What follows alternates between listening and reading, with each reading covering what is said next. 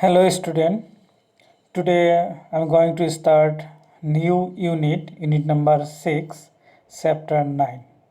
Unit name of the unit is optics and chapter 9 is ray optics and optical instrument. So in this chapter, first topics, what is reflection? Reflection.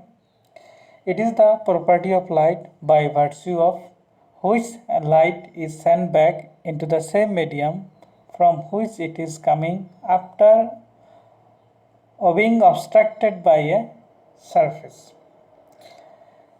That is called reflection. Means the light is coming from one media, incident on a small surface. After reflection, the ray of light comes back in the same medium. That is called, this phenomenon is called reflection of light. There are two laws of reflection of light. Number one, the incident ray, reflected ray, and the normal to the point of incidence all lie in the same plane, and the plane is perpendicular to the reflecting surface. And second law is the angle of incidence I is equal to the angle of reflection R. So this is about laws of reflection of light. Now we discuss spherical mirror. What is spherical mirror? The portion of a reflecting surface which forms a part of a sphere is called a spherical mirror.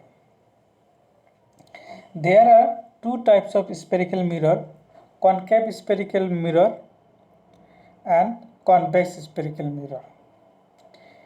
A spherical mirror whose reflecting surface is towards center of the sphere and bulging at the edges of which forms a part is called concave spherical mirror.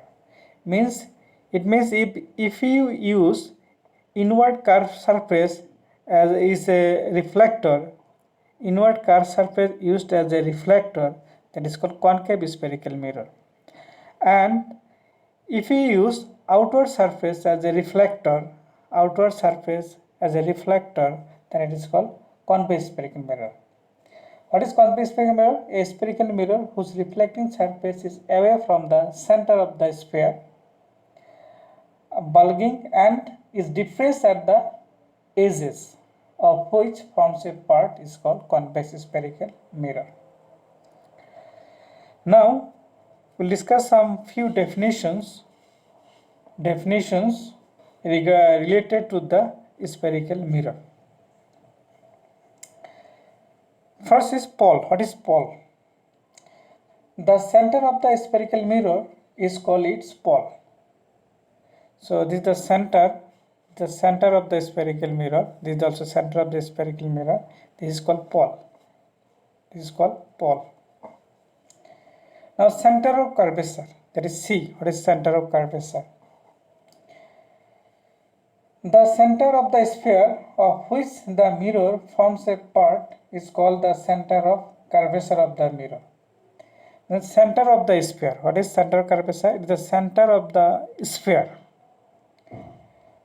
which the mirror forms a part is called center of curvature. Now center of curvature gone. Now radius of curvature. What is radius of curvature? Radius of curvature, the radius of the sphere of which the mirror forms part is called radius of curvature of the mirror. It is denoted by R. You see the diagram? It is the distance between pole and center of curvature. It is simply the distance between pole and center of curvature is called radius of curvature, the radius of the sphere.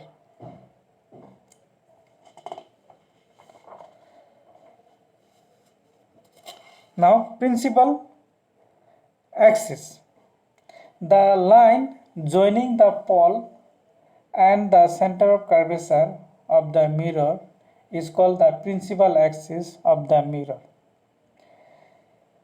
In the diagram you see PC, this line PC, this line passing through the center passes through the principal focus, and this PC line is called principal axis. This line joining the pole and the center of curvature.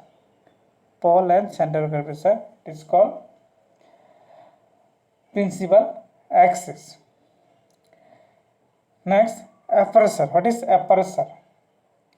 The diameter of the mirror is called aperture of the mirror. If you see the diagram, AB, in the figure, the line joining the points A and B represent the aperture of the mirror. AB, aperture of the mirror. Next, principal focus. Principal focus. The point at which a narrow beam of light incident on the mirror parallel to its principal axis after reflection from the mirror meets or appear to come from is called the principal focus of the mirror. So what is principal focus? The ray of light coming parallel to the principal axis. After reflection, it's converted to a fixed point, and for convex spherical mirror, so it appeared to diverge from a fixed point. It is called principal focus. F is the principal focus. Now, focal length. The distance between the pole and the principal focus of the mirror is called the focal length of the mirror. It is denoted by F. So there is the distance between pole and principal focus. There is again another diagram, pole and principal focus. So this distance between pole and principal focus is called focal length.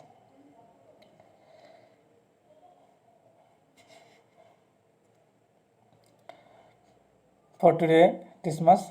Thank you.